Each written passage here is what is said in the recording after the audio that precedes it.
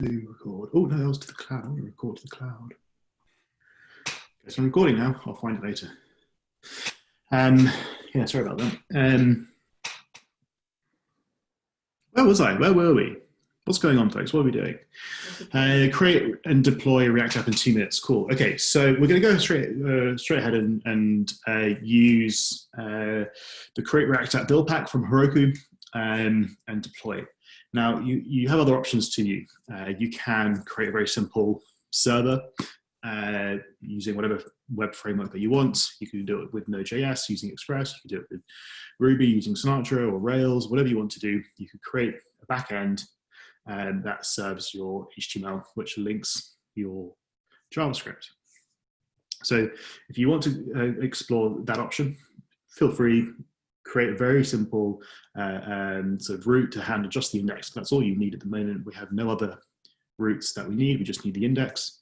And that then loads your HTML file, which bundles all your JavaScript. Because at the end of the day, React is just JavaScript on the front end. So that's option number one. Well, that's one option. Number one for us is going to be using this build back, where we don't have to worry about any of that. But these are all options available to you.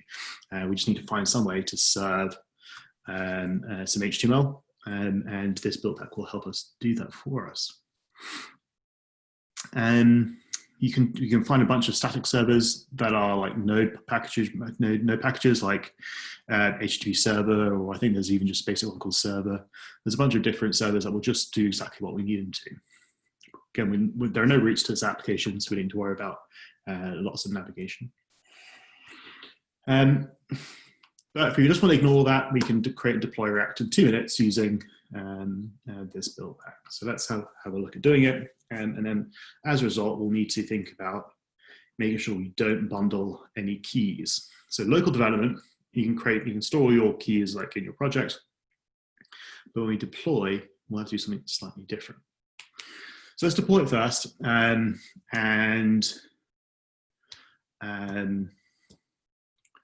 I'm going to do is before I actually commit, because I don't want to store any files that have my tokens. So let's actually have a look at where it is right now. On the weekend, when I gave that information out by looking at the pinned repositories, I created a terribly looking thing. I told you I'm not very good at what these things look like. So here's what it looks like at the moment, just so we can see what's going to happen.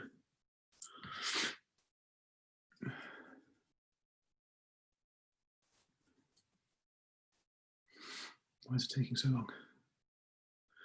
Boom. Okay, so this is what, again, just ignore what it looks like, all right? This is information that comes from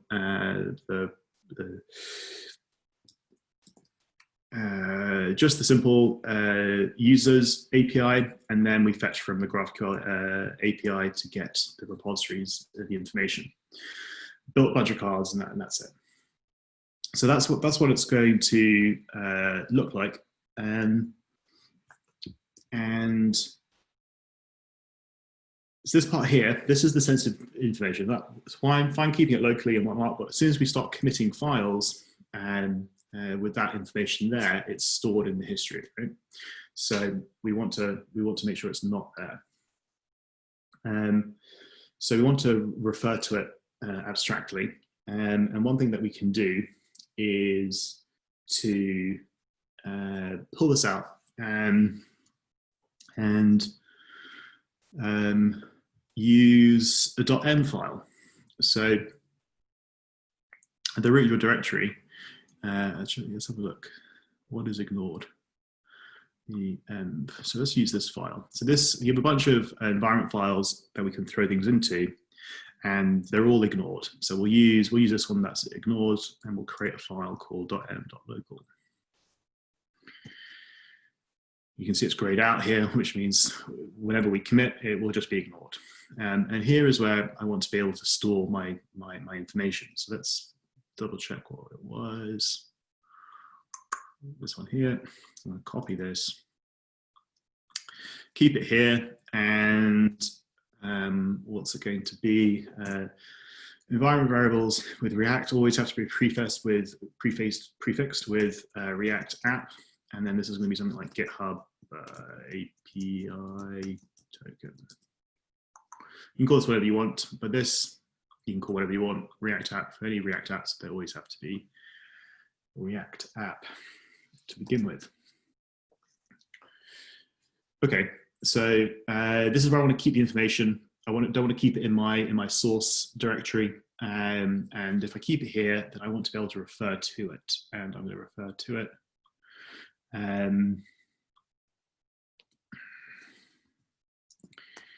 Let's say it's going to be a string, so we're going to grab it out of the environment, and what did I call it? I called it this.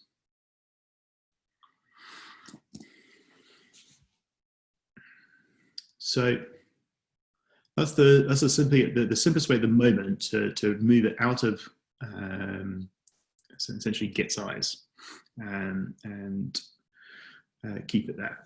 Now let's see whether we can get this to work locally first, just by doing that first step. So this is all still being start, and when we come here, we can see that something's not working. So I just want to double check that. I don't have to restart it.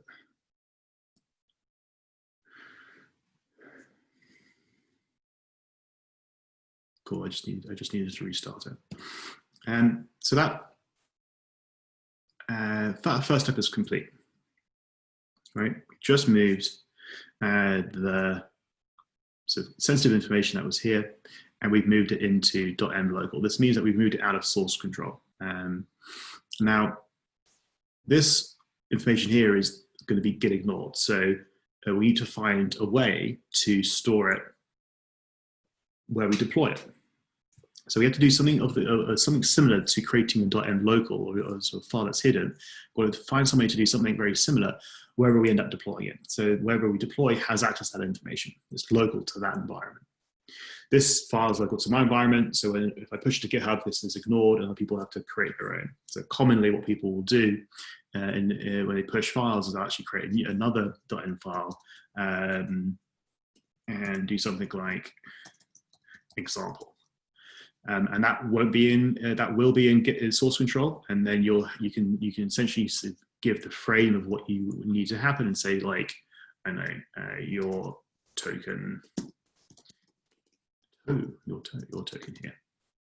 So that could be pushed to GitHub, fine, and people would see this and know that if they want it to work locally, that's what they would be able to find their own token and put it in this place. So you might see things like that as a result.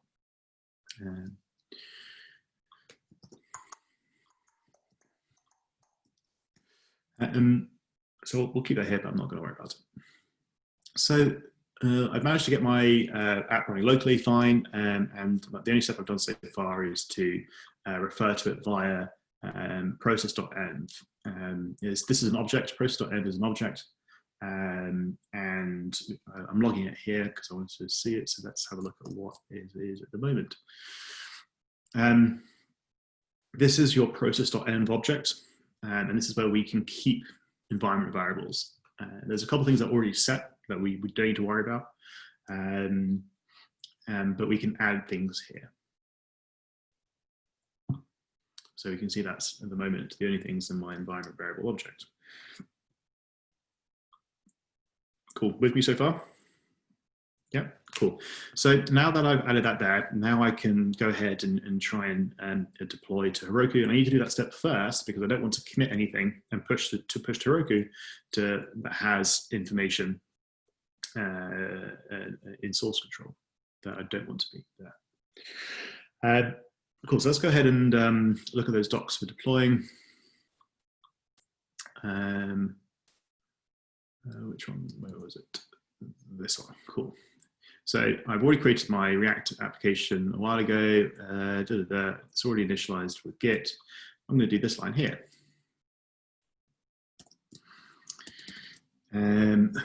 Yeah, fine, you can keep running.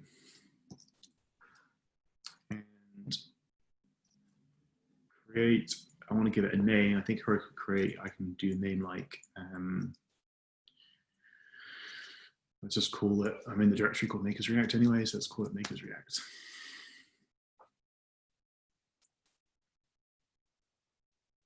Cool. Creating Makers React done. And the next stage is adding to Git and pushing to Heroku. So let's add everything. Let's commit. That's my shorthand for commit. Let's say pushing to Heroku. Very explicit, very explicit. And then push. Git push Heroku master.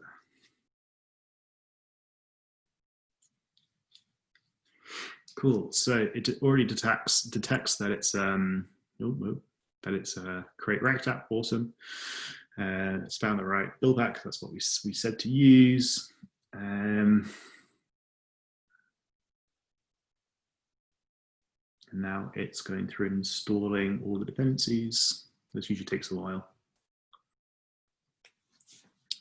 because there are loads and loads of node modules. So while this is pushing, this is when we open it, this won't work, right?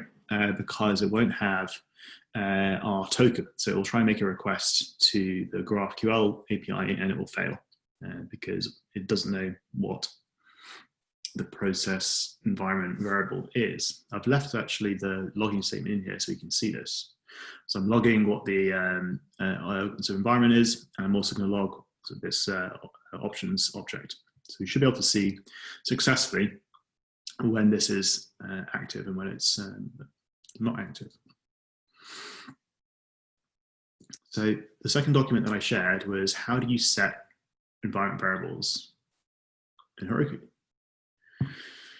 So again, this is very similar to what we did here by setting a set of environment variables here. We do something similar to this file where we set a key and a value, but rather than keep it locally, we need to set it where it's being run, which is on Heroku. So we can do it a couple of different ways. We can do it through the CLI, or we can do it straight in the,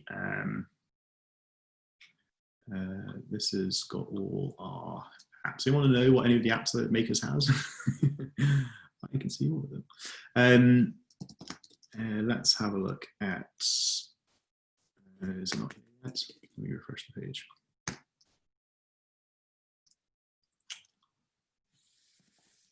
Makers React. Ooh, now it's here. It's using settings, right?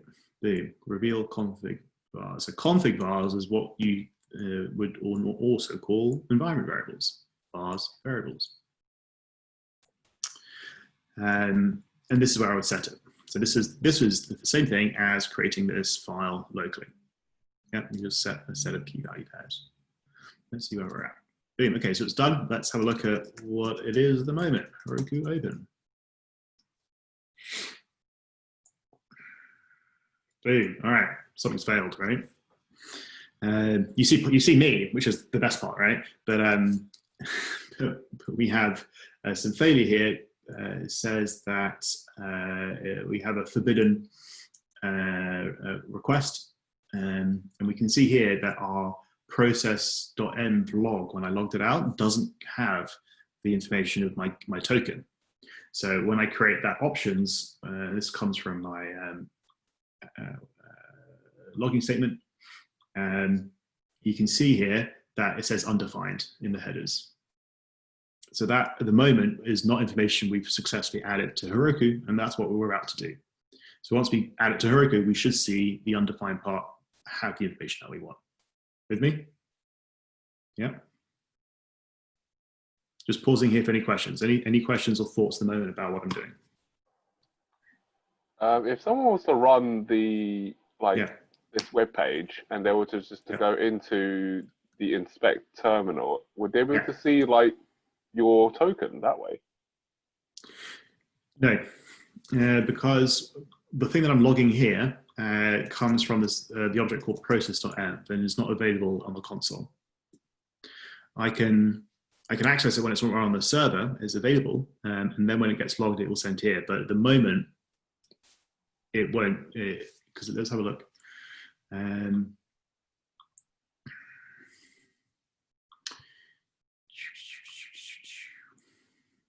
So this is,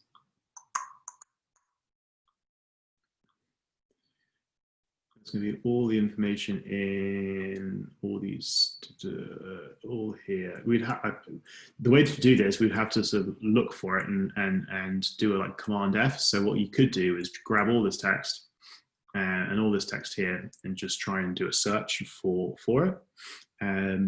But in short, once you've stored it in Heroku, you won't have access to it here because it just refers to the process.env objects, but I don't have access to it on my browser. It's only available on Heroku. However, if I uploaded that file and then bundled it, yes, that would be available, which is why you should never keep environment variables in an env file in your project when you deploy or when you push to GitHub. Always keep it local, only to your machine, or go to the actual platform that uses it and store it in that environment.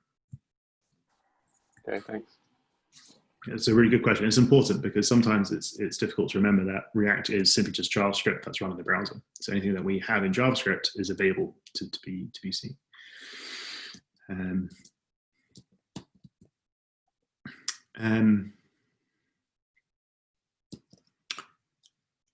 Okay, so we are at the moment at the stage where we're trying to. We were at the stage where we pushed to Heroku. We've hidden our token, but now we need to add it into Heroku. So we can do it in two ways. We can go through the dashboard, or we can go through the CLI. We're devs, we're going to use the CLI. So let's set a config var and say Heroku config set.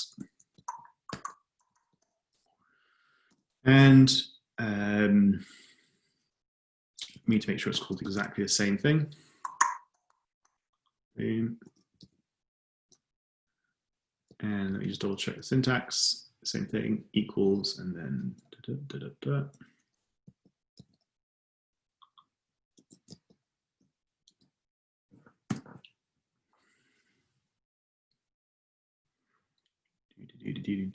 setting React app GitHub API token and restarting.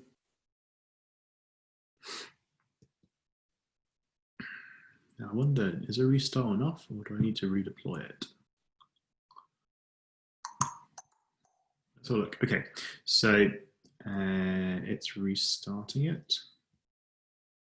Let's have a look at Heroku logs and have a look at makers React.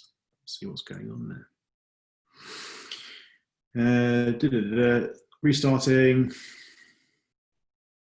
goes through, should be up, cool. And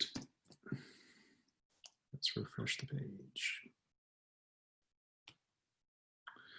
Cool, so it's still unauthorized, so I'm going to redeploy it because I want to make sure that by redeploying it, it's got all the right things. So at the moment, we're still not seeing it. I'm going to just double check and have a look at the dashboard. If I refresh the page, I should see the config bars.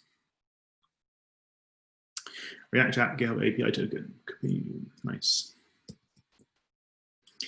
Process and React app GitHub API token. So I'm going to redeploy and git. How do I, is that like allow empty or something for that, isn't it? I haven't made any actually changes. Git allow empty commit. Git commit allow empty. And let's say something like added in config to Heroku. Git push Heroku master.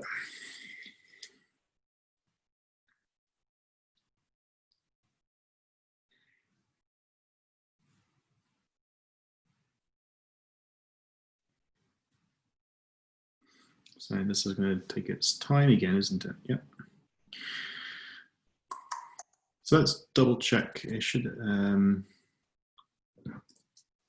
This is probably still going to work regardless if I get it to run locally, because it'll still just look at my local env file, won't it? So this should work. If I try and run it locally, which is the same thing as just using yarn.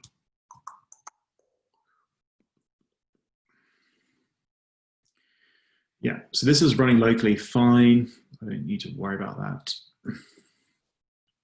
I'll kill this one as well. And let's just wait for Git to finish.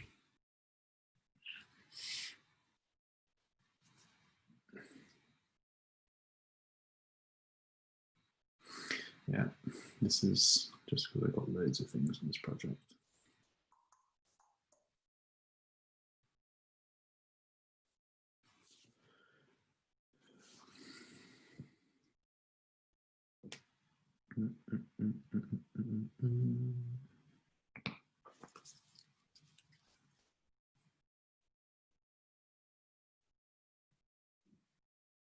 Okay.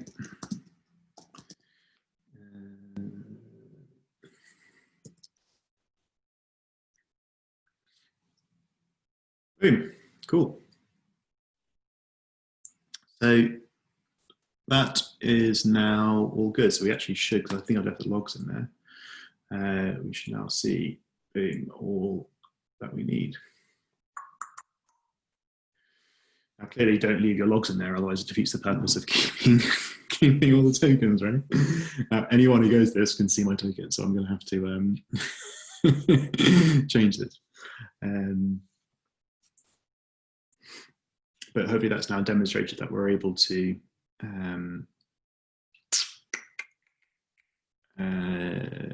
extract out our API tokens, ignore them locally and use them for development. And when we need to, put them straight into the deployment environment at runtime and use them that way. But nothing should be in source control. Cool. Questions?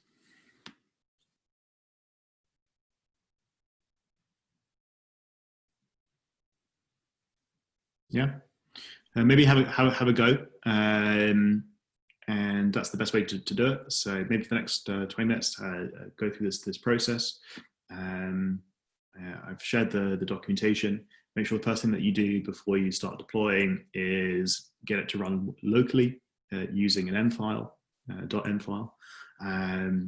and once that's working, then you can push to Heroku and add those config bars in Heroku. Cool, awesome. And I will be available to come check in because there's inevitably going to be bugs and things like that. Don't forget to redeploy once you've added your config bars, because I think Heroku needs that to make sure it works properly. And I, rather than try and make a random commit, I just used allow empty as like that.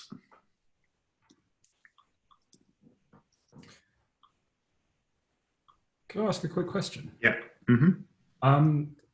I realized just playing around with mine that access to my GitHub API doesn't actually require a token and a password. Is there something I need to turn on or switch on somewhere, some security setting? I think some things are public, so you won't need a token for, and some things you will need one for. Okay. Yeah, I don't need one either on this. So I think the straightforward user, anything that's public, you won't need a specific token for. But if you want repo and our data set to public, essentially, then if you want to like start updating things, then yes, you will need a token. Yeah. That makes sense. So anything that someone could just see by visiting our GitHub page, then it's just public anyways. I'm pretty sure that's about right. And there might be a few things in terms of limiting the rate that you will need a token for, just in case. But otherwise, yeah. Okay. Otherwise, it's always safer just to add your token in and be specific in the request. But yeah, cool. All right, have a go deploying, and ping me if you run into bugs. Cool. Yeah. Could I actually just bother you to ask you a quick question about the same thing I was asking about earlier? But this won't be so relevant to anyone else. So. Absolutely. So I'm going to jump off this call and then 10 minutes to start a new one. Bye for now.